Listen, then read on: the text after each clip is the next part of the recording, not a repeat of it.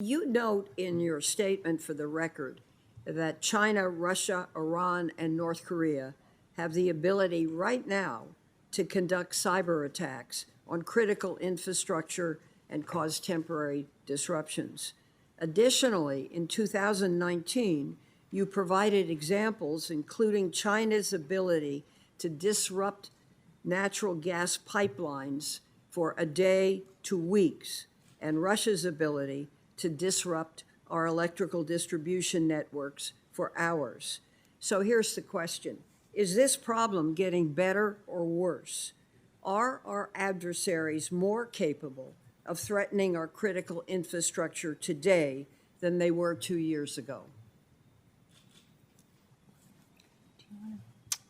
Senator, thank you very much. In terms of our critical infrastructure, our 17 sectors of critical infrastructure, to bluntly answer your question, our adversaries continue to get better at what they're doing. I would also tell you, though, that we are also working very holistically across our government to improve two things: our ability to have resilience in that infrastructure and our ability to respond. And we have made progress there. But there is, as we've seen over the past two intrusions, a scope, scale, and sophistication of our adversaries today that makes us take notice, and we as a nation must take notice of what our adversaries are doing. And so cybersecurity for us is national security, and we continue to work at it every single day. Thank you. Is this a single question round? I have time for one more? Okay.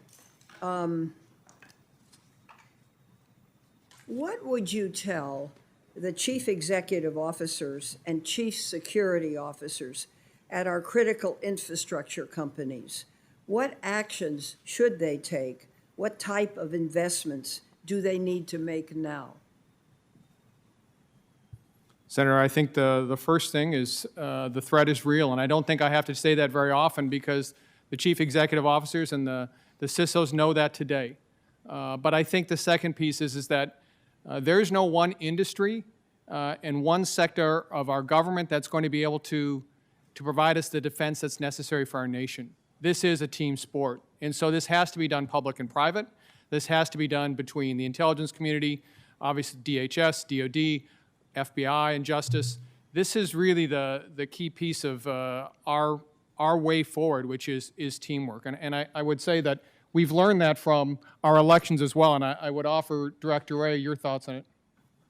So I think you've put your finger, Senator, on the key element of the challenge. The private sector is central to this. 90% of the country's critical infrastructure is in the hands of the private sector.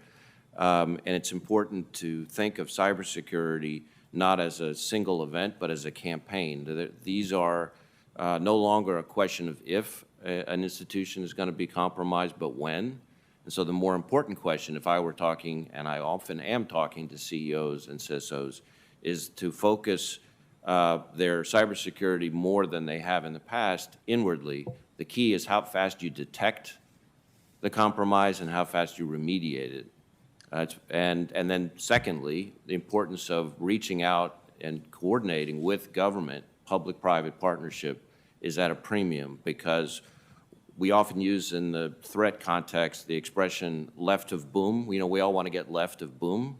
Well, in the cyber arena, one company's right of boom is left of everybody else in the same industry's boom. And so we need that first company, and someday you're going to be the first company if you're the CEO. Someday you're going to be the second or third or fourth company. We need, in every instance, those companies to be stepping forward, promptly reaching out to government so that we can prevent the threat from metastasizing across the rest of the industry. Well, let me ask this follow-up. What investments does the IC need to make? What steps do you need to take in order to change this sort of status quo? Well, I think we're working more and more closely than ever across the IC on the issue, and so that level of partnership and integration is going well and continues to improve and is important. But I think the bigger piece is more and more public-private engagement between the IC and the private sector. And I know that there has been discussion about different ways to incentivize the private sector to come forward more quickly and promptly and fulsomely, and I think those are key to our future on this issue. Thank you.